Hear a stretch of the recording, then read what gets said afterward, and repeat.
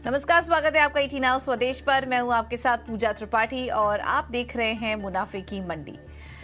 इस शो में हम आपको कमोडिटी मार्केट की तमाम खबरों का अपडेट तो देते ही हैं, साथ ही इंट्राडे, पोजिशनल और लॉन्ग टर्म के हिसाब से भी आपको बेहतरीन कॉल्स देंगे। इसके अलावा आपको हाजिर बाजार की खबरों के साथ देश भर की मंडियों का अपडेट भी हम आपके स्क्रीन पर बीच बीच में चलाते रहेंगे। आज शो में हमारे साथ टेक्निकल आईक्यू के अखिलेश जैन, मोतीलाल ओसवाल के किशोर नारनी और 5 पैसा कैपिटल से सचिन गुप्ता हमारे साथ मौजूद हैं।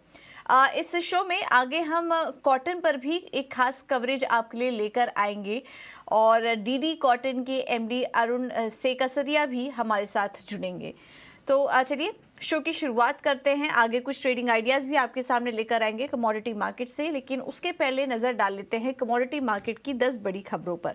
और इस बीच अगर सबसे पहले शुरुआत करते हैं सोने से, और हम देख रहे हैं कि 61,150 के पार कॉमेक्स पर भाव $2,000 के पास कारोबार कर रहा है। ऊपरी स्तरों से हम देख रहे हैं हल्की यहाँ पर कमजोरी सोने चांदी में दिखाई दे रही है। चांदी भी 73,250 के पास कारोबार कर रहा है और कॉमेक्स पर भाव देखेंगे तो $23.87 के पास चांदी में भी कारोबार होता हुआ दिखाई दे रहा है। इसके अलावा क्रूड में आज ऊपरी स्तरों से दबाव है। ब्रेंट $82 के करीब इस वक्त कारोबार कर रहा है। एमसीएक्स पर देखेंगे तो वहां पर क्रूड में हल्की बढ़त के साथ 6,500 रुपए की करीब इस वक्त क्रूड में कारोबार हो रहा है। नेचुरल गैस भी कमजोरी के साथ आज ट्रेड कर रहा है, करीब 250 रुपए के पास नेचुरल गैस में ट्रेड हो रहा है। वहीं बेस मेटल्स में भी बात करेंगे तो आज वहां पर कमजोरी है। जिंक में करीब ½ % से ज्यादा की गिरावट है। कॉपर और एल्यूमिनियम भी करीब 0.25% नीचे आज कारोबार कर रहे हैं। 715 रुपए के पास कॉपर में कारोबार हो रहा है। ये तो बात हुई नॉन एग्री कमोडिटीज की। अब आते हैं एग्री कमोडिटीज पे, और आज हम देख रहे हैं कि जीरा आज 1.5% नीचे है। आज मसाले में हम देख रहे हैं कि थोड़ी मुनाफा वसूली देखने को मिल रही है। जीरा 45,250 रुपए के पास आज कारोबार कर रहा है। हल्दी 12,350 रुपए के पास मामूली गिरावट हल्दी में भी देखने को मिल रही है। धनिया 8,000 रुपए के पास है आज, और यहाँ पर भी हल्की कमजोरी देखने को मिल रही है। तो आज हम देख रहे हैं कि जो स्पाइसेस हैं वहां पर मुनाफा वसूली हावी है। हल्दी में हल्की बढ़त देखने को मिल रही है। अब आते हैं ग्वारगम और ग्वार सीड पर, और आवक बढ़ने और डिमांड में कमी से ग्वार सीड और ग्वारगम पर आज दबाव है। ग्वारगम करीब 1% से ज्यादा कमजोर 11,300 रुपए के पास, और ग्वार सीड 5,650 रुपए के पास। यहाँ पर भी 1% की कमजोरी लगभग यहाँ पर भी देखने को मिल रही है। तो ये हैं एग्री स्पेस से कुछ बड़ी बातें। अब आगे बढ़ते हैं, और ये तो हमने आपको बड़ी खबरें बताई। आगे कुछ और भी खबरों पर चर्चा करेंगे, लेकिन अब वक्त है ट्रेडिंग कॉल समझने का, और हमारे साथ तीनों ही मेहमान मौजूद हैं। सचिन जी, सबसे पहले आपसे शुरुआत करेंगे। बताइए सोने चांदी में पहले तो कैसे ट्रेड करें। इस एक और खबर आ रही है, उस पर भी आपका व्यू हम लेना चाहेंगे, क्योंकि जो गोल्ड इंपोर्ट है वहां पर भी एक बढ़त देखने को मिली है। कुछ डेटा हमारे कह रहे हैं कि 31 महीने की ऊंचाई पर गोल्ड इंपोर्ट के डेटा पहुंच चुके हैं। इस खबर को आप कैसे देख रहे हैं? और साथ ही फेड बैठक में भी अब माना जा रहा है कि इस साल तो कटौती नहीं, मिड 2024 से कटौती देखने को मिल सकती है। इस वजह से हम देख रहे हैं कि सोने की तेजी को ये सारी तमाम खबरें सपोर्ट कर रही हैं। बट इनको देखते हुए अगर मीडियम टर्म के लिए किसी को ट्रेड करना हो सोने में, तो फिर आपका क्या व्यू बन रहा है?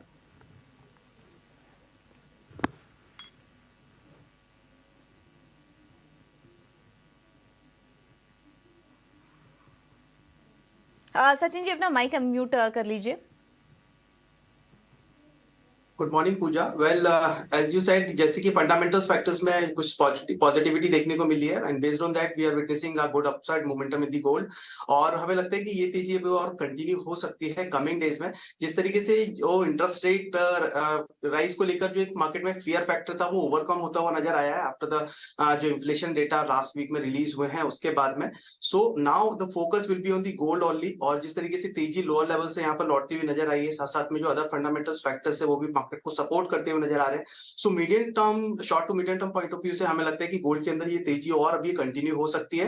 वेल, कल के ट्रेडिंग सेशंस में भी हमने एक अच्छा अपवर्ड मोमेंटम देखा है। कॉमेक्स मार्केट में भी प्राइसेस नियर टू द $2,000 के पास में ट्रेड करते हुए और इवन सस्टेन करते हुए नजर आ रहे हैं। तो हमें लग रहा है कि कमिंग डेज में गोल्ड के अंदर ये मोमेंटम अभी और कंटिन्यू होना चाहिए। अगर ट्रेडिंग पॉइंट ऑफ व्यू से हम बात करें तो मुझे लगता है करीब 61,100 के आसपास से बाय यहाँ पे इनिशिएट किया जा सकता है।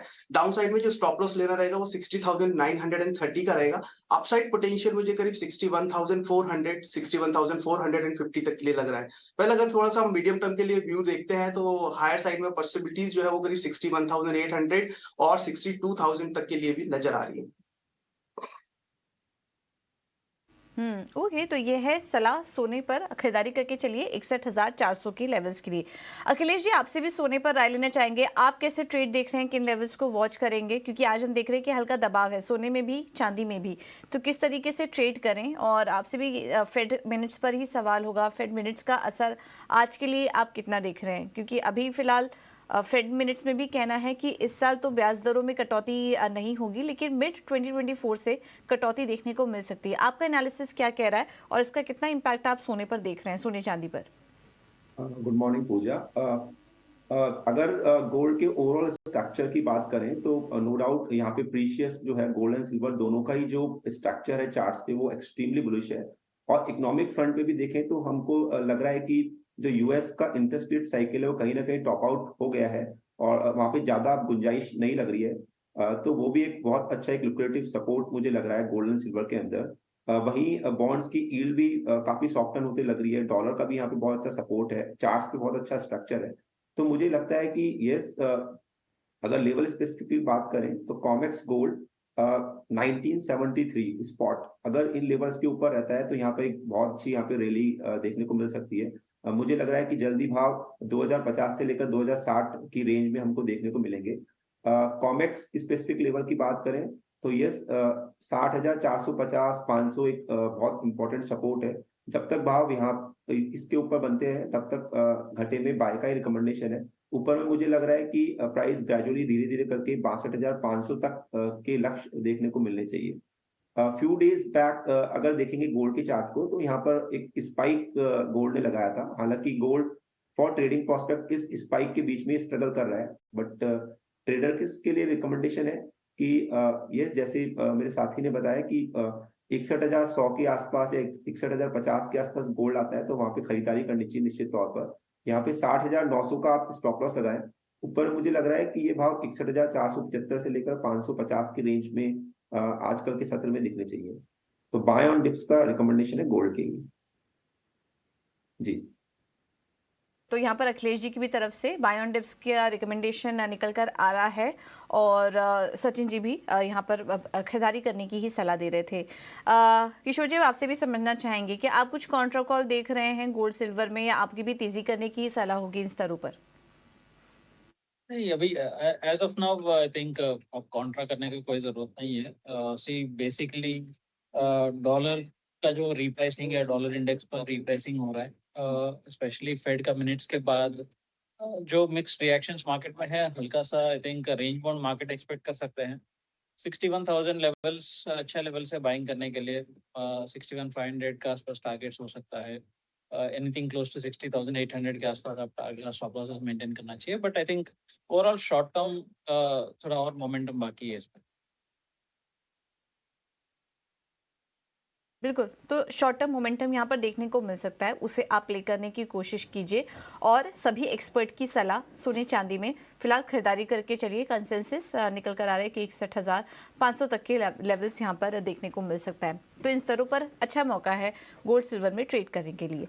अब कच्चे तेल की बात करते हैं और यहाँ पर आज हम देख रहे हैं कि ऊपरी स्तरों से दबाव है।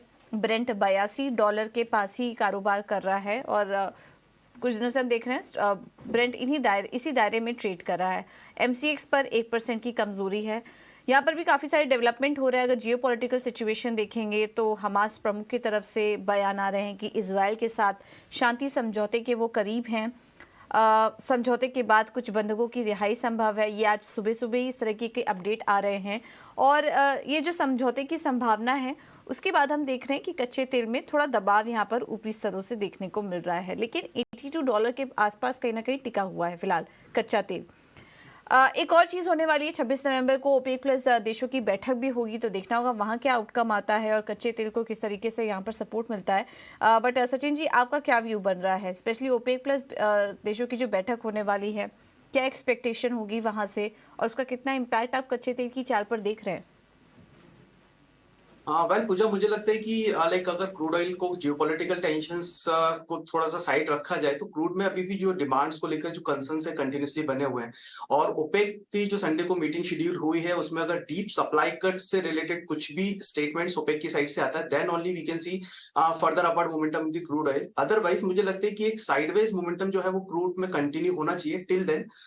एट प्रेजेंट प्राइसेस करीब 6470 75 के आसपास में ट्रेड कर रहे हैं और एक से दो ट्रेडिंग सेशंस के लिए मुझे प्राइसेस में थोड़ा सा साइडवेज मोमेंटम नजर आ रहा है। डाउन साइड में मुझे लग रहा है कि एक बार 6400 6370 के आसपास में एक सपोर्ट रहेगा और वाइल हायर साइड में अगर हम देखें तो 6550 के लेवल्स जो है वो ब्रेक करता हुआ एट प्रेजेंट क्रूड नजर नहीं आ रहा है। सो ये 150 से 200 पॉइंट की जो रेंज है उसमें नेक्स्ट 1 to 2 डेज के लिए जो है वो कारोबार होना चाहिए। मेन फोकस जो है वो ओपेक की मीटिंग पर ही रहेगा डेफिनेटली। अगर कोई भी डीप सप्लाई कट वहां पर देखने को मिलता है तो फिर प्राइसेस के लिए कई पॉजिटिव साइन हो सकता है। बिल्कुल। तो ये है सलाह कच्चे तेल पर। आपसे भी जानना चाहेंगे अखिलेश जी, आपका क्या व्यू बन रहा है क्रूड को लेकर, कैसे ट्रेड करें? का डायरेक्शन अभी देख रहा है मार्केट के अंदर।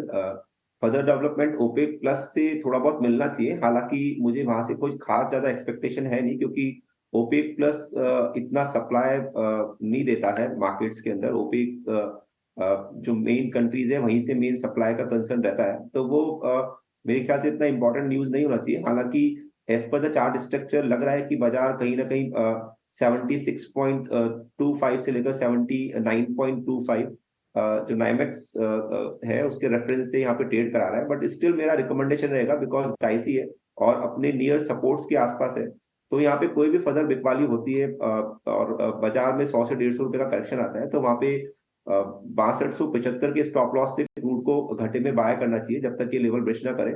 मुझे लगता है कि ऊपर ग्रेजुअली धीरे धीरे भाव वापस से 6550 और ऊपर के लेवल्स बनाएंगे। हालांकि डिमांड एंड से थोड़ा सा कंसर्न स्टिल बना हुआ है as per the EIA guidelines, but still मुझे लगता है कि रिस्क ट्रेडर को बाय करके ट्रेड करना चाहिए यहाँ पर। तो बाय ऑन डिप्स का ध्यान रखिए घटे पर। जी, इसकी रणनीति अपनाइए, आगे थोड़ी तेजी यहाँ पर देखने को मिल सकती है। ये लेवल सही हैं क्रूड के लिए अगर आपको लॉन्ग करके चलना है। अहम खबर की तरफ रुख करते हैं और आज हम देख रहे हैं कि कॉटन को लेकर बड़ी खबर आ रही है। कॉटन एसोसिएशन ऑफ इंडिया ने चालू सीजन के उत्पादन अनुमान में कटौती की है। CAI ने हरियाणा में पिंक बॉलवर्म के प्रकोप के चलते उत्पादन अनुमान घटाकर 294 लाख गांठ कर दिया है। कॉटन उत्पादन और डिमांड पर बात करने के लिए हमारे साथ डीडी कॉटन के अरुण सेक्सरिया जुड़ गए हैं। अरुण जी, बहुत बहुत धन्यवाद ET नाउ स्वदेश को समय देने के लिए। तो ये जो खबर है इसके मायने हमें बताइए, हमारे दर्शकों को क्या इम्पैक्ट पड़ सकता है? CAI ने जो कॉटन उत्पादन अनुमान में कटौती की है, तो उत्पादन को लेकर अब आपका क्या नजरिया बन रहा है? नमस्कार जी।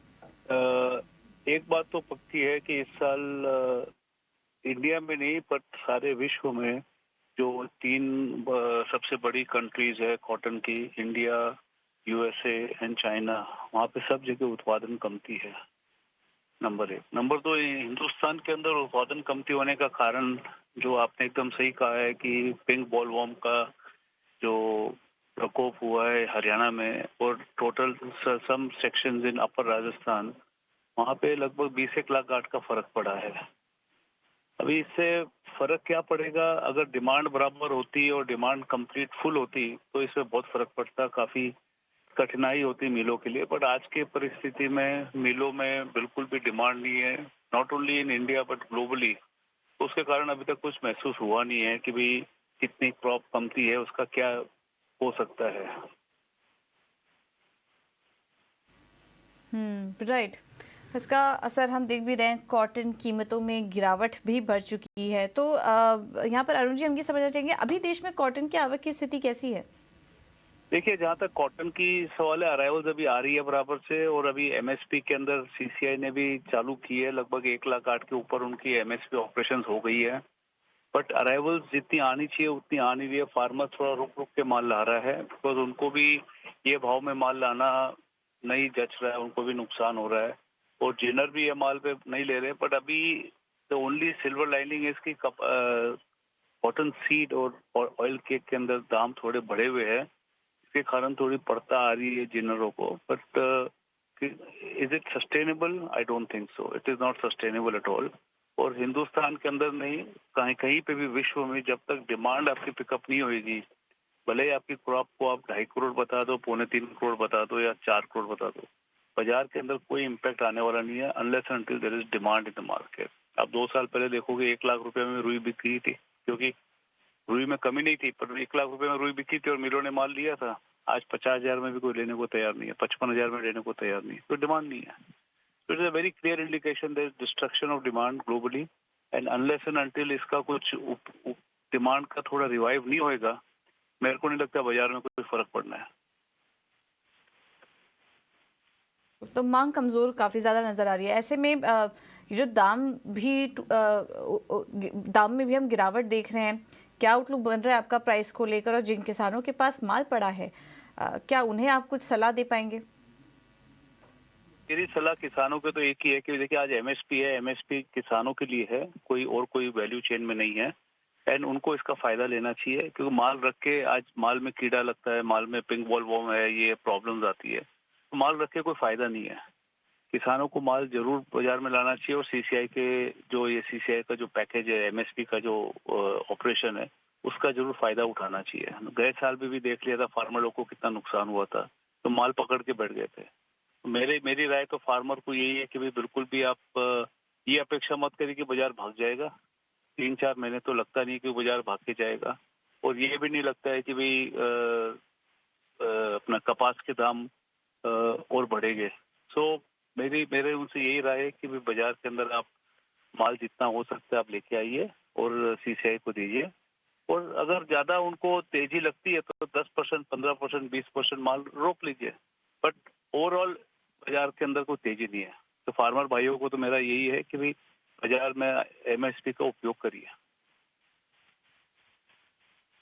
अरुण जी, बहुत बहुत धन्यवाद आपका समय देने के लिए और इस इम्पोर्टेंट डेवलपमेंट पे हमारे साथ बात करने के लिए। तो किसानों को सलाह, आप माल रोक के मत बैठिए, एमएसपी का फ़ायदा, सीसीआई का फ़ायदा, जो भी कदम उन्होंने उठाए हैं उसका फ़ायदा आप लीजिए। कुछ आप होल्ड कर सकते हैं क्योंकि डिमांड इस वक्त कमज़ोर है और वहाँ पर रिवाइवल की अभी फ़िलहाल कुछ उम्मीद नज़र नहीं आ रही है।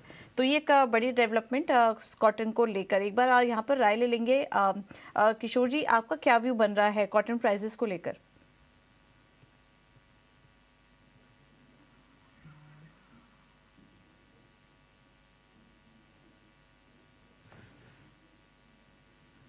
किशोर जी, आपको आवाज आ रही है?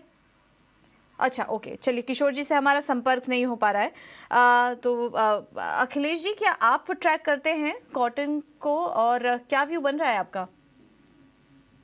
माफी चाहूंगा इसके लिए पूजा, स्पेसिफिकली कॉटन को ट्रैक नहीं करता हूं मैं भी। अगर और भी बता पाए साथ पूजा। ऑलराइट, नो प्रॉब्लम, आगे बढ़ते हैं। कुछ और भी ट्रेडिंग आइडियाज फटाफट से ले लेते हैं। किशोर जी, आपके ट्रेडिंग कॉल्स रह गए थे क्रूड पर और नेचुरल गैस पर, क्विकली सलाह दीजिए क्या करें वहां पर, कैसे ट्रेड करना चाहिए? ओके, किशोर जी हमारे साथ नहीं है। सचिन जी, आप सलाह दीजिए क्या करें? जी बिल्कुल, जैसे क्रूड मैंने ऑलरेडी डिस्कस कर लिया है हमने यहाँ पर। मुझे लगता है एक बार साइडवेज मोमेंटम रहेगा। नेचुरल गैस में मुझे लगता है कि एक बार डाउन साइड मोमेंटम्स कंटिन्यू हो सकता है। 238 के आसपास में एट प्रेजेंट प्राइसेस ट्रेड कर रहे हैं। मुझे लगता है करंट मार्केट प्राइस से भी इनिशिएट किया जा सकता है शॉर्ट पोजीशंस। अप साइड में एक स्टॉप लॉस लेना रहेगा 245 का, और डाउन साइड पोटेंशियल मुझे लग रहा है एक बार 227, 225 तक के टारगेट्स यहाँ पे नेचुरल गैस में देखने को मिल सकते हैं, तो शॉर्ट करने की सलाह रहेगी। शॉर्ट करने की सलाह नेचुरल गैस पे। मेटल्स पर एक बार क्विकली व्यू ले लेते हैं क्योंकि आज हम देख रहे हैं कि हल्का दबाव है कॉपर में भी, जिंक में भी। पिछले काफी समय से कॉपर जिंक में पॉजिटिव व्यू बन रहा था एक्सपर्ट्स का, लेकिन आज क्या कहना है ये एक बार देख लेते हैं। अखिलेश जी, आपका क्या सलाह होगी, मेटल को कैसे ट्रेड करें? मेटल्स में थोड़ा सा कॉन्ट्रा व्यू है। 2 मेटल्स की बात करना चाहूंगा मैं। एक तो कॉपर मुझे ओवरऑल स्ट्रक्चर वाइज अभी शॉर्ट टर्म के लिए ठीक लगता है। यहाँ से इकोनॉमिक फ्रंट से कुछ न्यूज़ेस भी है पेरू की साइड से, तो मुझे लगता है कि नीचे में कॉपर में कहीं ना कहीं वापस से एक बार पुल बैक मिलना चाहिए। 712 के आसपास कॉपर अगर मिलता है, 712 713 के आसपास, तो वहां पे एक बार बाय कर सकते हैं। 709.50 का इसमें स्टॉप लॉस लगाइए। ऊपर मुझे लगता है कि 723 तक के एक बार लक्ष्य देखने को मिल सकते हैं इसी भी। वहीं अगर स्पेसिफिकली जिंक की बात करें तो जिंक का हमने जो ट्रेड देखा है वो पिछले 6-7 महीने से एक रेंज बाउंड देखा है और एक sluggish to down side movement देखा है। तो मुझे लगता है कि ये जो मूवमेंट है वो अभी भी कंटिन्यू रहेगा। उछाले में जिंक को भी यहाँ पे सेल किया सकता है, ऊपर यहाँ से 225 50 के आसपास मिलता है, तो वहाँ पे शॉर्ट करें। ऊपर में 226 50 के पे स्टॉप लॉस रखे। नीचे मुझे लगता है भाव 221 50 तक के रेंज में आना चाहिए अपकमिंग ट्रेडिंग सेशंस में। तो सेल ऑन राइस का रिकमेंडेशन है जिंक में, वहीं कॉपर बाय करने की रिकमेंडेशन है फ्रॉम माय साइड। खरीदारी करके जी। चलिए जिंक में सेल ऑन राइस की रणनीति आप अपना सकते हैं। चलिए, समय की थोड़ी कमी है, इतने ही ट्रेडिंग आइडियाज हम डिस्कस कर पाएंगे। आप सभी एक्सपर्ट का बहुत बहुत धन्यवाद। किशोर जी से तो संपर्क नहीं हो पाए, लेकिन अखिलेश जी, सचिन जी, आप दोनों का ही बहुत बहुत धन्यवाद समय देने के लिए और तमाम कमोडिटीज पर अपनी राय भी देने के लिए। फिलहाल मुनाफे की मंडी में इतना ही।